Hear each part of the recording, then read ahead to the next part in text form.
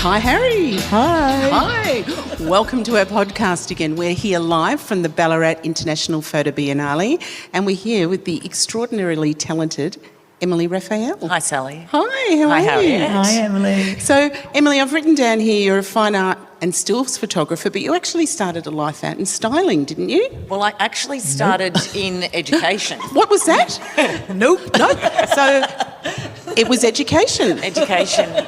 And then you went into styling. For a brief moment. She wasn't a stylist at all. Well, just, literally for a brief moment. Okay, because there's a big part on your website about that as well. Well, it's where I just, after I was saying to Harriet, where I retired, I guess, from full-time teaching, and I did a little workshop in styling, and I thought, oh, this is something I could do. It means putting things together, collecting things, which I'm avid at.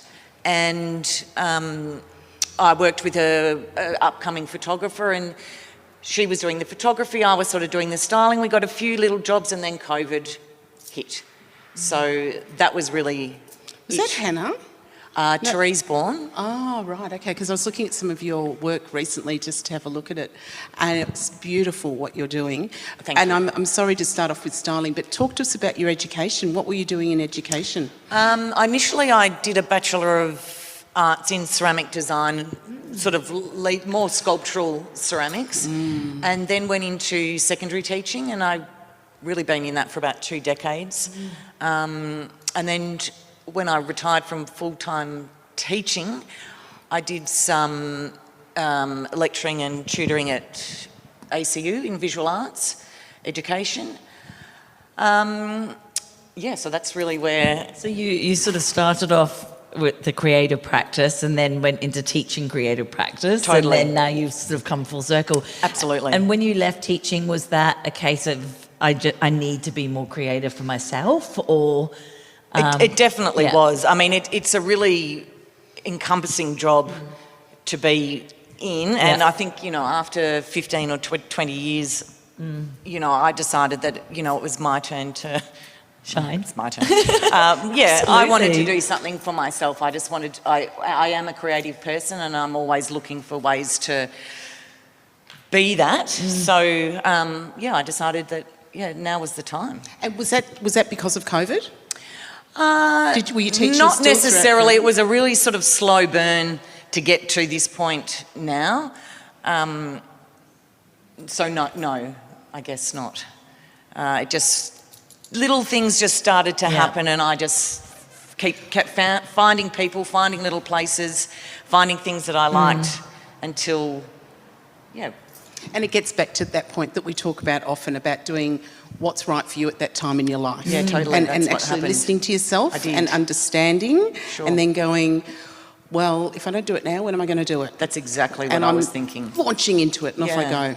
It was quite a hard thing. You leave a full-time career, you do little that's jobs here scary. and there. Yeah, you have, your money sort of depletes, and you just have to adjust and sort of make do that way. But you planned it though. I did. Yeah, we were talking to, did you? Sounded like there's a question mark at Yes, the end did of you? that. We were talking earlier on to Campbell, and he just said in 20 minutes he changed his whole life. Yeah. But yours was actually a little bit more planned than that. Because it's interesting for people that are listening, because there are so many people out there that have another job and they're wanting to change it up, and planning is important, but also going with the flow as well, right? Definitely. It took me about 2 years, I think, to make that decision to leave. So I'd thought about it for a long, long time, and then I just made it. And then that did was you it. just like leap in the air, or did you go,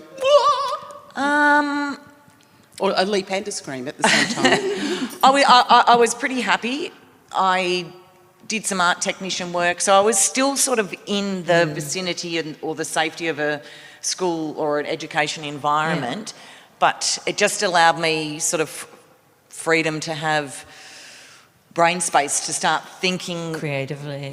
more sort of deeply about what it was and where I wanted It's so to important go. to have that space to be able to utilise the creative side of your brain. It was essential. Yeah. essential. It's really, I really take my hat off to people that can really balance like life and work and family and their creativity, because I find it very hard to do that. Yeah, I do too. And I kind of just go, at one point I'll get that back. Yeah. But it's tricky. It's really tricky to find that balance. It is, definitely. But I love, so you talked about something earlier about like, so you started styling a little bit because you love things collecting. Yeah. So can you tell us a bit about that? Are you a collector in your personal life? Do you have sort of collections at home? I do, and look, I've always known that I've liked collecting and getting multiples of whatever it might be. Sorry, can we just look at the bangles for those of you that can't see? There's a little bit of a lifetime of bangles. For a start. For a start. For a start.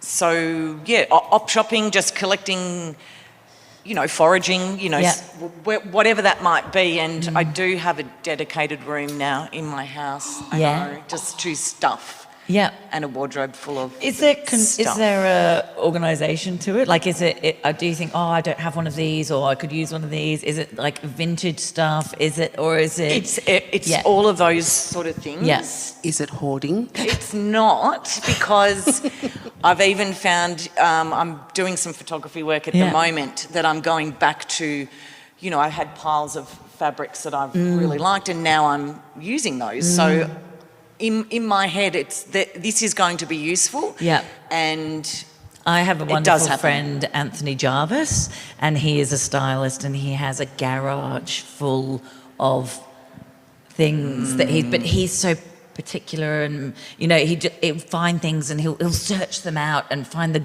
beauty in the car boot sale, so to speak, and then he started sort of renting them out for shoots and things like that, so there's multiple ways of going about that. Have you been using your collections with other photographers when you were doing your very small amount of styling that you were doing? Yeah, I was using a lot of my stuff, and the photographer that I worked with also had like a little collection of things as well. So it did sort of bring a different, I guess, element to the work because of the objects that I have at hand. But I think what's really beautiful about talking to you is that we also talk a lot about the creative world, where it takes us on different journeys, and you think you're going to do one thing and then you're going to do another. And I know both Harriet and I have been in education for a very long time, and when people are studying photography or design, often many of them don't turn out to be photographers or designers, and often they will turn into styling and then photography or then into design. And so doing the education and then the styling for a small part, what was it that sparked your interest in going, actually, I'm just going to do photography. I'm going to do this for me? So not in a bad way, but I think it was control. I wanted those images to be mine, and I think sort of the idea of styling, it's somebody else is taking that photo and it's theirs, and it can be used any way they want, and I didn't want to do that anymore. I wanted to have that for myself. Totally get it. Yeah, so then I just tried doing things, for myself. Yeah. And you've got such a, if you could, those listening want to go to your website, you've got such kind of, it's similar in a way, but it's quite diverse in that you've got some stuff that's really bright and colourful and vibrant, and then your artwork that you're in the Ballarat Biennale with is very kind of moody. It feels similar. It's very stylised, very kind of surreal, but very much moodier, more monochrome. Is there a, I'm sure there's much consideration that goes in, but can you tell us the sort of differences between using those different styles? Yes, the colour work is just me doing whatever I was doing sort of throughout COVID, just in my garage at home. So I'm using natural light. I've just got things as part of my collections, and I'm just putting them together, I guess, myself. When it came to the grad photo work or the my folio, that came from going to RMIT to create a body of work and to learn how to actually do photography properly, because I liked taking photographs, but I didn't actually know how Yeah. to do it, and I Yeah. wanted to know technically how to do these. What things. Harry said was wonderful, because we're looking at your work now that's going through on the screen, and it's very much Emily Raffaele's work, but you've got a definite style throughout it all. Is this going to continue, or are we looking at moving into a whole other era of different sort of live objects, perhaps? It is. Or should we say people? Well, Like interestingly, the darkness of this body of work came about after my dad was the inspiration, and he passed away a couple of years ago, just right before I decided to make this change and go and study photography. So I think that's where that element comes from. And was that part of you going, right, Yes. life's short, let's bloody do it now? Absolutely. Good I for didn't want you. to do the same thing every single day. Was he creative? Was he? No, he was a good talker, not necessarily creative. Yeah. But it takes things like that sometimes to jolt you, doesn't it? And just go bang, right, okay, hang on. Yeah, that's definitely what happened. And I graduated last year from the diploma, and then this year I've become part of the Alumni Excellence Program, which is an artist in residence back at RMIT. So I have a 6-month residency. you. Oh, wow. Yeah, starting. Congratulations. Thank you. Which I'm doing now. Yeah, I wonder if you can talk a bit about that, because a lot of people don't really know what artist residencies are. And I guess, like with the RMIT one, like, are you, some residencies you're paid for, some you get in-kind assistance? What is there an outcome that has to come from There that? is. Yeah. I had to put forward a proposal for RMIT. Present to the staff at RMIT, present to the students. So I will have some students that will assist me in the studio in my practice going through. So that's part of Their course as well? part of their course too. I have access to the studios at RMIT for the 6 months to produce the work. I have mentor in Rob Gale and Karen Dobia, and also the support of all of the staff, to be honest, there have been absolutely incredible. I think there's, when students leave, there's often this kind of a bit of a void. There absolutely you was a sort of void. go, you have all this attention and all this input and all this, and then suddenly you do your final presentation and it's like, That's exactly what happened. And so the fact that you can kind of go back in and there's there's an agency there that you sort of have to work towards. Yeah. You're not just left out in the breeze, so to speak. Sure. Yeah. That's definitely, there was a void sort of at the start of the year, and I was thinking, how am I, listening to Fong and, how he has just roller coasted through everything really, or not roller coasted, but he's moved forward really well. I've got a crystal ball happening here. What's that? And I'm going, you're going to be teaching at RMIT one day together. Yeah. You heard it here first. I don't know. Oh, I do. I can feel it in my waters. Can't say that. That's so exciting. So what's the project that you're working on, or can you not tell us? I know, I can certainly tell you. So I'm working towards an exhibition on November the 20th at the studios at RMIT, in between the Certificate 4 and the Diploma of Photography, their graduation shows. So We'll wait for our invitation. you definitely will have one for sure.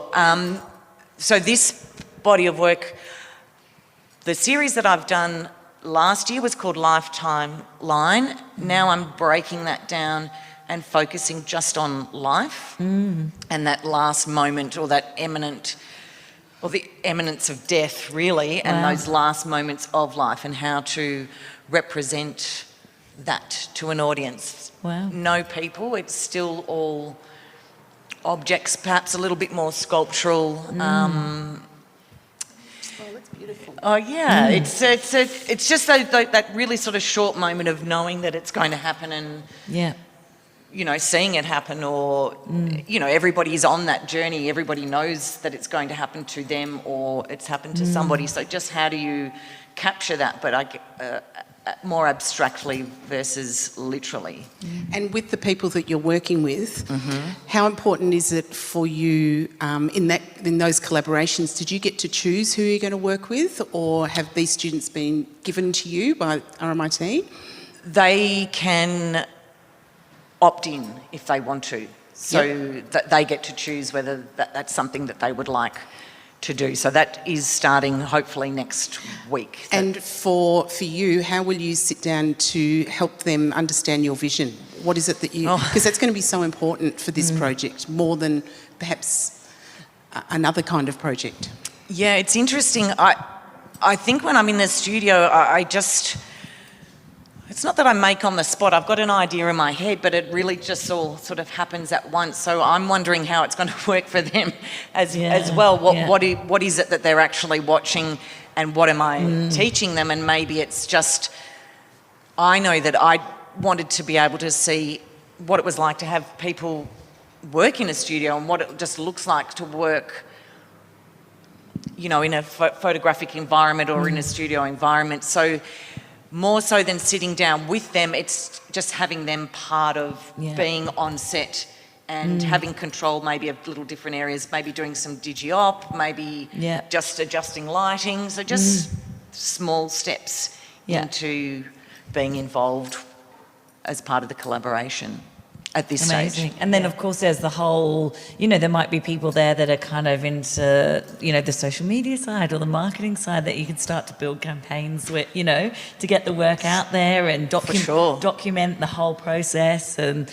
that could all be part of it. Commercialising things. I'm so well, you know, I mean, it sounds crass, but if, you know, we love our art and it's got to come from inside us, and you've got to have beautiful ideas like what you have, but if there's nowhere for it to go, that can be fine if it's just for you, but you want it to be out in the world and you want people to resonate with it, and, you know. 100%, and it's not crass at all. I sort of think we have to be a little bit everywhere all the time. For sure. In the way that you want it to go out there. So, but controlling it is so important as well. Yeah.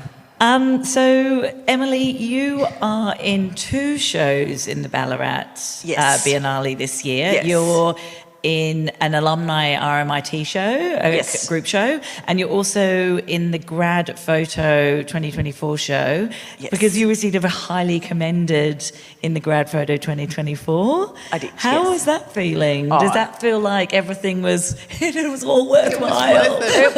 Well, congratulations. Thank you so much. I felt that, I was really shocked to be up amongst, you know, a lot of you know, other fabulous people. Yeah, really, really good photographers that have spent a long time studying and working on their, I guess, their craft or their techniques and their storytelling. And you know, I'd only had this tiny sort of snippet of time and experience, so that was... But did you, though? You see, you've got a life of experience. Yes. And don't ever... It's never... We've talked a lot about today about... It's pressing the button's the easy bit. Sure. But it's your lifetime of experience, and losing your father, for instance, and education and styling and working with other photographers and living a life that gets you to where you are. So never downplay the fact...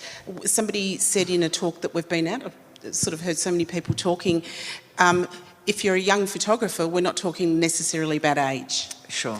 Yep. Oh, that was Campbell yesterday. It was Campbell yesterday. Okay. And I think that was young beautiful. Photographer, and he said, So, in practice, not in years. Yes. Yeah. Much more eloquent than me. That's what we're saying. Yep. You know, you're a young photographer. Okay, I understand that, yeah. Okay. You understand that now? I do. Own it, baby. I do. Souse-blamed. Yeah. So it was like having the Ballarat International Photo Biennale, that Grad Foto, that's for me, that was enormous. Huge. Yeah, I was really excited. Yeah. And then to have the work curated by Christine McFetridge just up the road, and it's on the street, just in a totally different format that I'd not even considered. Yeah. I was, really excited. And that's so exciting when you know, our artworks are our own, but as soon as you put it out into the world, it becomes the audience's. And, you know, when a curator takes it on and makes it something else, like, I think that's so exciting to see it reshape and reform. Absolutely. Just in a public environment as well, not just in your own sort of safety Yeah. of, a gallery space or even at RMIT, which is where I'd exhibited my grad. So as a folio. young photographer, Thank you. is there other things that you are still doing with your craft? Are you still doing? I do ceramics, I do clay. I love same. it. You're still doing that, and it's important for you, or is there other things that you're doing? As part of this folio, I've tried to personalise it a little bit more with the props that I use. So I have started building some ceramic spheres or sculptures that hopefully I'm not quite sure yet, that will be part of my compositions moving forward in the next month or so. So I do. So your worlds are colliding a little bit. They are. It was a little bit deliberate, and that sort of brought on in conversation with my mentor Rob, that he'd encouraged those, bringing parts of me into the next phase. Well, you've waited all this time, so you may as well. Right? Go for it. Yeah. Think it. Don't just don't stop. Just keep going. Yeah. That's my plan. Yay. Hopefully, yeah. Well, we're almost at the end of our chat, unfortunately. But I guess what does the future look like to you? What's next? What's next for Emily Raffaele? Well, working towards this exhibition at the end of the year, that's going to be a really big thing. 20th of November. The 20th of November, and then I'm hoping just to move forward with all those. With all the fabulousness of you. Sorry, I lost my train of thought. That's all right. That happens to me all the time. with just moving on with my photographic practice and creating more artworks. Yeah. That's Amazing. what I want to do. And also what I want to say to you as a young photographer. Thank you again. Is just be open to so many things, Emily. Absolutely. Things that you're sitting here now that might happen in 3 months' time that you will have never expected to happen, and then just go, wow, okay, I'm heading down that path now. And that's really incredibly exciting. It really is. Yeah, so I'm looking forward to really whatever comes my way, or the opportunities that. And where can people see your work? Could you tell us about your website? What's your link so that people can see that? It's under my name, EmilyRaffaele.com. Yeah. On the interesting net. So Great. you can type that in and find me. Fantastic. Well, congratulations on all your achievements so far. And we can't wait. We'll be at the exhibition at the end of the year. Thank you so much, Harri. And thanks so much for coming in talking to us. Yeah, I appreciate that. Thank you. It's been wonderful to get to know you a bit more, and I'll see you around town. Yeah, totally. Yeah. Thanks, okay. Sally. Thanks, Harriet. Thanks, Emily, darling. Thank you. See you, Harry. See ya. See you soon. Bye. Wow, wasn't that another fantastic episode? So much fun. And Harry, none of this is possible without the fantastic help we've had from, take it away. Shaquille Raymond, what a rock star audio engineer. I like that. Martin Stevens, my husband, for his guitar prowess on the intros and outros. And Shani Power, who is doing all of the behind-the-scenes photos and design of everything to do with the Instagram posts. Thank you all so very much to help us get our podcast out. We'll see you on the next one. We will. It's been wonderful, Harry. Thanks, darling. Bye-bye. Bye.